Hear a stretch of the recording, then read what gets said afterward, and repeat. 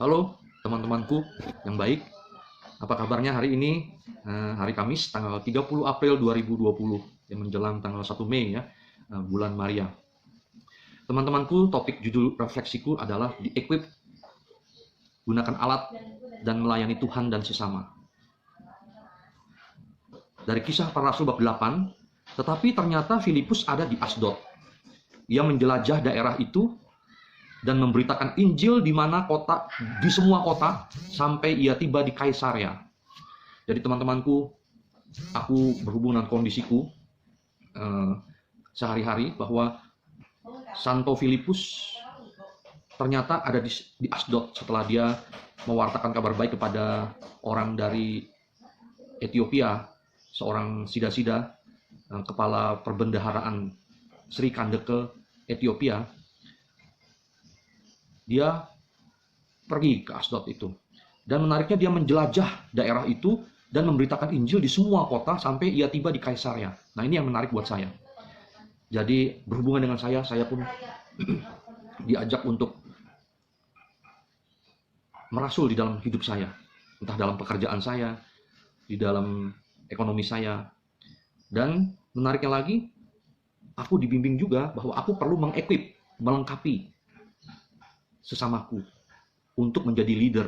Dan ini dalam komunitas Couples for Christ, saya baca di lembar untuk member, bahwa misi dari Couples for Christ, misi global, membangun gereja rumah tangga dan membangun gereja kaum papa. Kami adalah Couples for Christ, kami berkomitmen dalam kebenaran dan kekudusan Allah. Mengevangelisasi sesama melalui hidup atas kasih dan pelayanan. Kami berkarya demi pembaruan keluarga-keluarga yang akan melayani Tuhan. Nah, itu mengequip, melengkapi ya. Dan membangun generasi pemimpin-pemimpin Kristiani. Nah, itulah mencetak leader ya. Dan kami akan mengejar pembebasan Kristiani total melalui keadilan sosial, menghargai kehidupan dan berkarya bagi kaum papa. Dan kalau visi global dari Couples for Christ, ya, keluarga-keluarga dalam Roh Kudus memperbaharui muka bumi, digerakkan oleh Roh Kudus, satu dengan gereja Katolik, diberkati untuk menyaksikan kasih dan pelayanan Kristus. Couples for Christ adalah sebuah komunitas global yang terdiri dari keluarga-keluarga penginjil yang membakar dunia dengan kasih Allah yang mengubahkan. Jadi keluarga-keluarga penginjil. Nah, keluarga-keluarga penginjil adalah keluarga-keluarga para leader. Nah, saya melihat hubungannya dengan saya di Couples for Christ, bahwa Santo Filipus rajin mewartakan kabar baik, ya, menjelajah daerah itu, ya, daerah Samaria sampai ke Asdod, dan memberitakan Injil di semua kota sampai ia tiba di Kaisarea. Dan itu sama seperti Couples for Christ, selalu mengadakan program hidup Kristiani, Christian Life Program, di mana-mana, di paroki Pamulang, di paroki Alam Sutra, di paroki Curug, semua bergerak.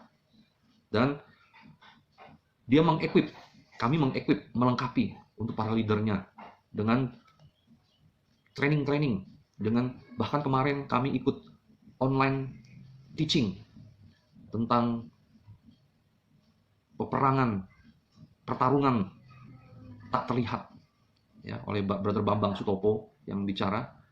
Yang minggu lalu saya memberikan pengajaran tentang relasi pribadi Kristiani, hubungan pribadi Kristiani yang berfokus pada koreksi topiknya. Ya, jadi ada training mengequip, gunakan alat. Kami menggunakan alat ya, program-program hidup Kristiani dan menggunakan Zoom, ya, Zoom Cloud Meetings ya, untuk membagikan pengajaran-pengajaran pewartaan kabar baik. Dan kami melayani Tuhan dan sesama. Itulah topik dari saya hari ini, melayani Tuhan dan sesama. Kami digembleng dalam pendidikan dan juga kami menggunakan alat dan kami juga siap untuk melayani Tuhan dan sesama. Jadi ada Mazmur tanggapannya, Mazmur bab 66, bersorak-sorailah bagi Allah hai seluruh bumi. Pujilah Allah kami hai bangsa-bangsa dan perdengarkanlah puji-pujian kepadanya. Ia mempertahankan jiwa kami di dalam hidup dan tidak membiarkan kaki kami goyah. Mempertahankan jiwa kami. Jiwa roh, jiwa itu yang mengandung perasaan, akal budi, itu dipertahankan. Itu karena kasih Tuhan. Kami lakukan dengan cara ikut training-trainingnya, ikut dalam household meeting melalui Zoom, melalui awan, ya, meeting di awan online. Marilah, dengarlah hai kamu sekalian yang takwa kepada Allah. Aku hendak menceritakan apa yang dilakukannya terhadapku. Kepadanya aku telah berseru dengan mulutku, kini dengan lidahku aku menyanyikan pujian. Ya, luar biasa. Bersorak-sorai bagi Allah hai seluruh bumi. Jadi ini karena Allah, bukan karena siapa-siapa.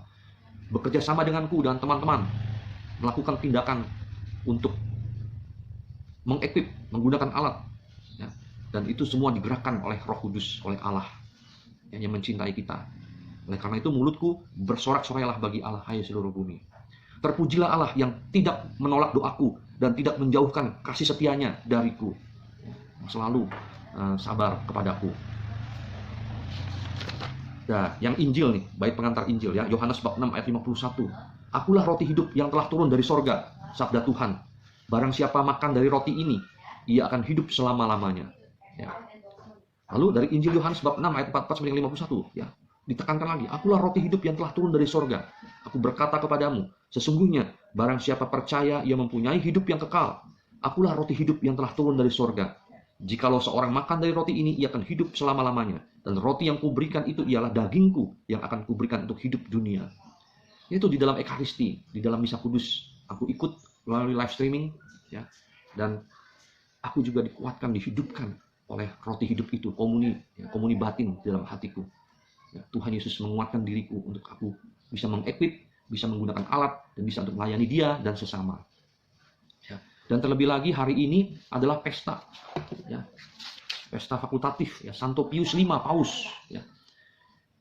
Paus ini luar biasa, hidupnya sederhana tetapi suci sekali dan saleh. Ya. Yang menariknya di mana, teman-temanku? Ya. Ia dapat mengatasi masalah-masalah yang dihadapinya. Ia tetap mempertahankan hidup sebagai seorang rahib. Nah itu, jadi dia mempertahankan hidup sebagai seorang rahib. Ya. Mengapa? Karena baginya doa merupakan senjata ampuh untuk menghadapi segala rintangan dan masalah. Jadi dia selalu rajin berdoa, Paus ini. Ya. Lalu tempat tidurnya dialasi dengan jerami kasar. Setiap hari ia merenungkan penderitaan Kristus disertai dengan doa rosario. Ya. Rajin berdoa rosario pastornya, Pausnya. Paus V, ya. Paus Pius V.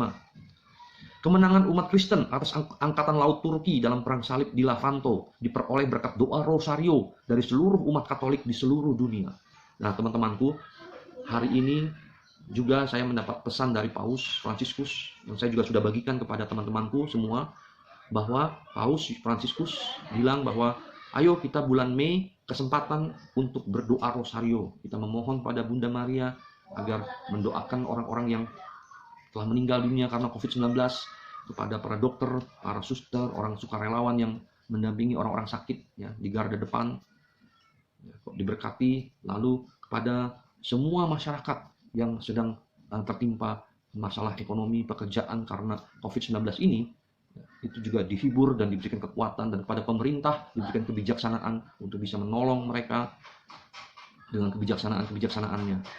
Jadi, dan terlebih lagi di dalam rosario itu, dalam keluarga, bersama keluarga diharapkan disiplin, konsisten, dibentuklah nilai-nilai Kristiani di dalam keluarga, ya, untuk berdoa bersama Bunda Maria, dan kita menang untuk menghilangkan dari kemurahan Bapa di sorga, ya, bersama Tuhan Yesus, menghilangkan wabah penyakit virus corona ini, dan hidup lebih baik lagi ke depannya, hidup yang berkualitas dengan hidup doa yang berkualitas yang baik. Ya, mulailah sekarang kesempatan untuk bersama-sama dalam keluarga, menjadi keluarga yang sehat, ya, keluarga yang berkualitas, keluarga yang kuat jasmani dan rohaninya. Oke, brother dan sister, topik saya hari ini di-equip, gunakan alat dan melayani Tuhan dan sesama.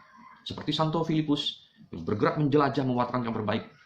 Seperti dalam komunitas Couples for Christ, misinya selalu meng-equip keluarga-keluarga untuk bisa melayani Tuhan, keluarga-keluarga baru, dan juga menciptakan para leader, ya, keluarga-keluarga penginjil untuk kemuliaan Tuhan dan sesama.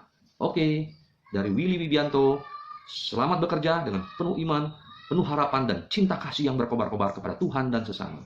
Bye.